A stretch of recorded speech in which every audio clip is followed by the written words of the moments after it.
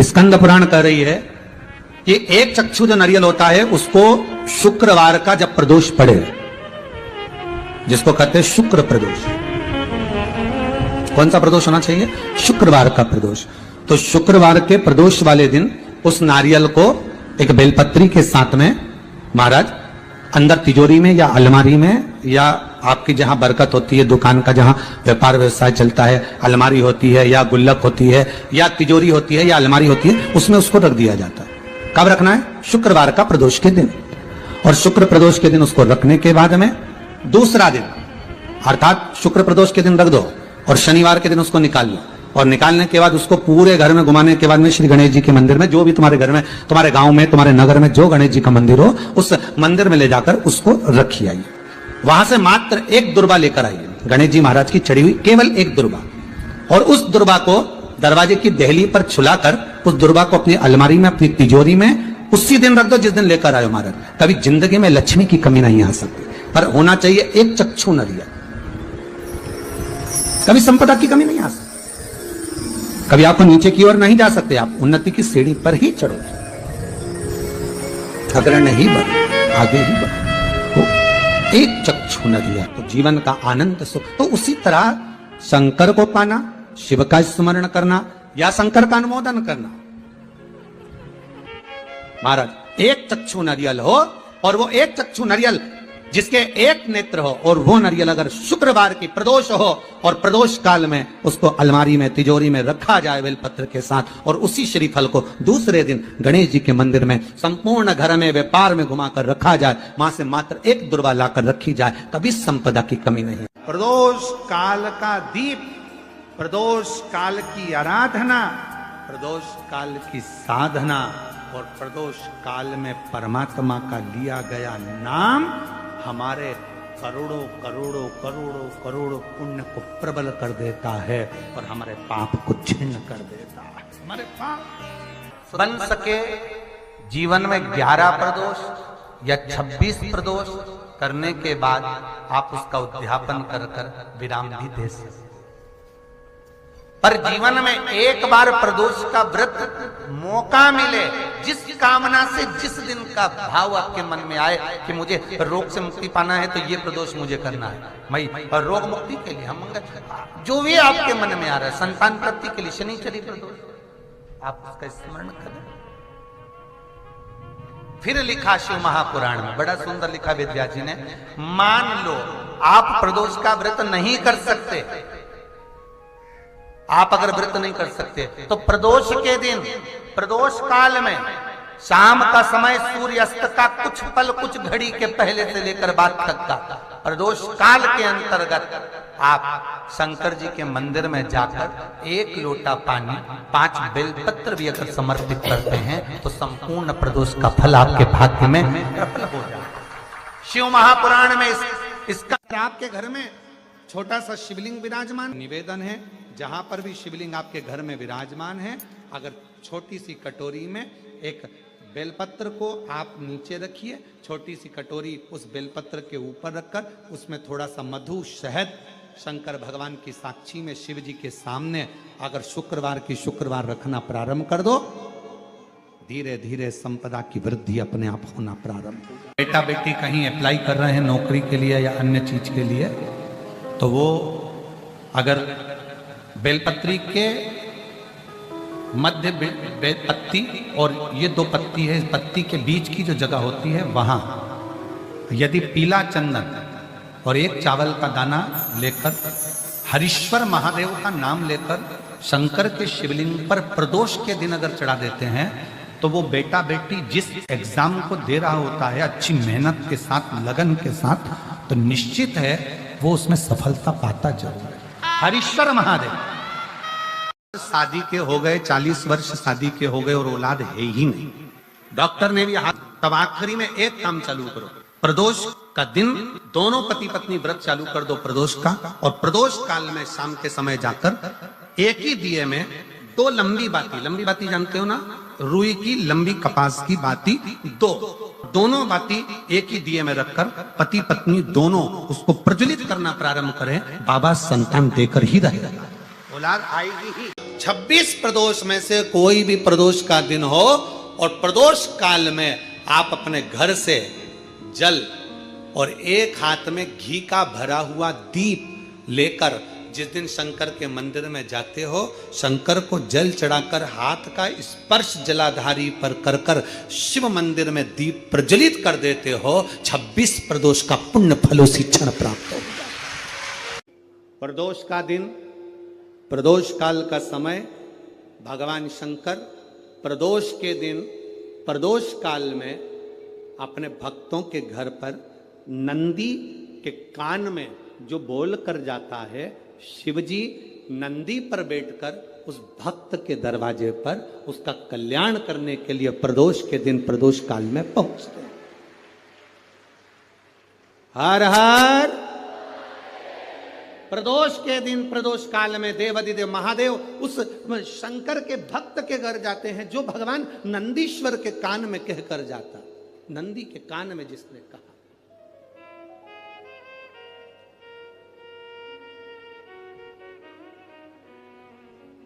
शंकर भगवान के इस शिवलिंग का स्मरण आप करेंगे। बीच में जो एक मोटी सी लाइन होती है इसको अशोक सुंदरी कहते हैं। सब लोग दर्शन करें, जम के बोलो जरा, करें। अशोक सुंदरी की जगह जहां पूरी हो जाती है उसके बीच में शिवलिंग और उसके बीच में थोड़ी सी जगह खाली आती है। करें दर्शन, समझना जरा बहुत अच्छे से। जैसे ये अशोक सुंदरी की जगह है, हम निवेदन करेंगे आस्था चैनल वालों से भी और एलईडी वाले भी, जिन जिनको एलईडी पर आप दर्शन करा रहे हैं वो पूरी तरह से कराएं। गणेश जी का स्थान, षडानंद कार्तिकेय का स्थान, अशोक सुंदरी का स्थान बीच में। अशोक सुंदरी का जो स्थान पूरा हो जाता है वहां से लेकर शिवलिंग के बीच में खाली जगह आती है। करें दर्शन आप लोगों ने, खाली जगह आती है। उस खाली स्थान की जो महत्वता है, ये जो अशोक सुंदरी से लेकर बीच में जो जगह है, ये भगवान शंकर की जो धर्म पत्नी है माता पार्वती, उनकी जो योगनियां हैं 64 योगनी, उनकी जो शक्ति पीठें हैं, उनकी जो सिद्धता है, उनकी जो सिद्धियां हैं, ये अशोक सुंदरी से शंकर के शिवलिंग के बीच में जो खाली जगह होती है, इस स्थान पर 64 योगनियां, देवियां, अष्ट सिद्धियां, नवनिधियां सब इस स्थान पर रहती है। इसलिए हमारे यहाँ शिव महापुराण की कथा कहती है, पूर्ण पूजन के बाद अगर कोई नारी, कोई पुरुष, कोई बच्चा, कोई बुजुर्ग अपने मन की बात का स्मरण इस जगह पर हाथ को रखकर, जैसे किसी के हृदय पर हाथ रखते हैं तो दिल धड़कता हुआ स्मरण होता है, उसी तरह यहाँ स्पर्श करेंगे और स्पर्श कर कर जब अपने मन की बात कहते हैं तो देवाधिदेव महादेव नंदी के साथ आकर प्रदोष के दिन कार्य की सिद्धता पूर्ण करते हैं। उस स्थान की मूलता होती है, वो स्थान समझ में आएगी ना जगह? अरे बोलो तो जम के। नहीं समझ में आई हो तो एक बार फिर वापिस समझ लीजिए, फिर समझो वापिस। स्थान देखिएगा, अपने को भगवान की कृपा से यहाँ नागपुर में शंकर जी का शिवलिंग कोई ने कागज का बनाकर यहाँ जो भेजा, ये काम बाबा की कृपा से आप लोगों के स्मरण के लिए आया। देखिए जरा, गणेश जी का स्थान, कार्तिकेय जी का स्थान, बीच में ये आ गई अशोक सुंदरी की मोटी सी लाइन।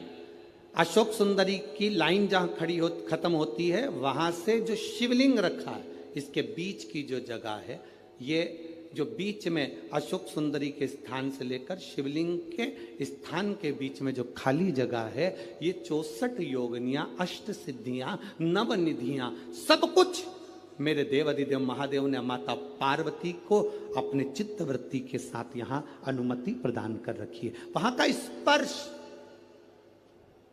वहां का मात्र स्पर्श और हमारे दिल की बात, शंभो शरणे पड़ी मांगू घड़ी रे दुख ताड़ दया करी ने दर्शन उस स्थान का स्पर्श हमें सुख देता, स्थान का स्पर्श। प्रयास करना जब जब जिस जिस महीने में जो जो प्रदोष पढ़ा करे, जब प्रदोष पड़े बन सके 1 बेलपत्र, बन सके 5 बेलपत्र, शमी पत्र, हरे मुंह,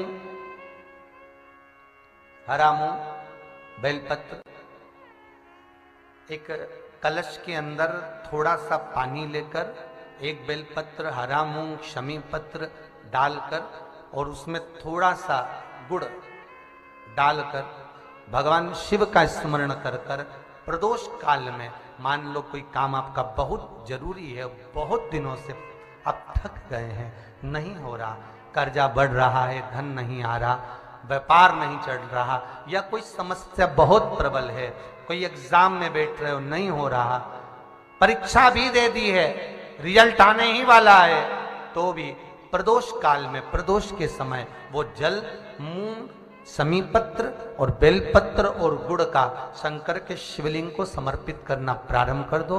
2 या 3 प्रदोष करोगे, बाबा आपकी मनोकामना शीघ्र पूर्ण कर देगा। 2 या 3 करोगे, बाबा करेगा। एक निवेदन आप सबसे, ध्यान करिएगा, सब जगह भटक लिए, सारी दुनिया में जाकर बोलिया है, जगह जगह जाकर प्रार्थना कर ली, निवेदन कर लिया, तो भी तुम्हारा अगर कोई काम ना बने तब एक काम जरूर करना, 1 बेलपत्र, 1 शमी पत्र, 1 कनेर का फूल देवाधिदेव महादेव को प्रत्येक प्रदोष के दिन शिवजी को जल चढ़ाकर समर्पित करना प्रारंभ कर दो। 2 या 3 प्रदोष निकलेगी, मेरा देवाधिदेव महादेव तुम्हारी झोली खुशियों से भर दे निश्चित। 1 बेलपत्र, 1 शमी पत्र और 1 कनेर का पुष्प भगवान शिव को प्रदोष की प्रदोष बाबा देवाधिदेव महादेव को जल चढ़ा कर देना प्रारंभ।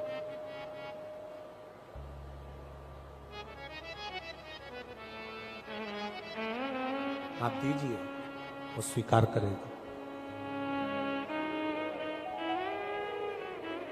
विषम स्थिति में, विषम परिस्थिति में आपने सब दूर भटक लिए, सारी ऐसी कोई जगह नहीं जहां तुम नहीं गए, पत्रिका भी दिखाई, वास्तु भी कराया, सारा दुनिया का काम कराया, उसके बाद भी सुख की अनुभूति नहीं, तब देवाधिदेव महादेव की शरणागति पकड़ी। अपने भजन के बल को बढ़ाओ, राम नाम, कृष्ण नाम, शिव नाम, जो नाम तुम जपते हो उसको बढ़ाने का प्रयास करिए।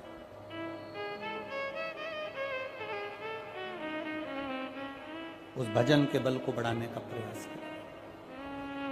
चंद्रदेव, अब तुम शिव के पास जाओ। चंद्रदेव भगवान शंकर के धाम कैलाश पर पहुंच गए, जहां पर भगवान शिव तो तप साधना में लीन थे। चंद्रदेव को मेरे भोलेनाथ जी ने देखा भी नहीं, क्योंकि वो अपनी तप साधना में लगे थे, भजन में लगे थे, अपनी तप साधना में लीन थे, ध्यान नहीं दिया।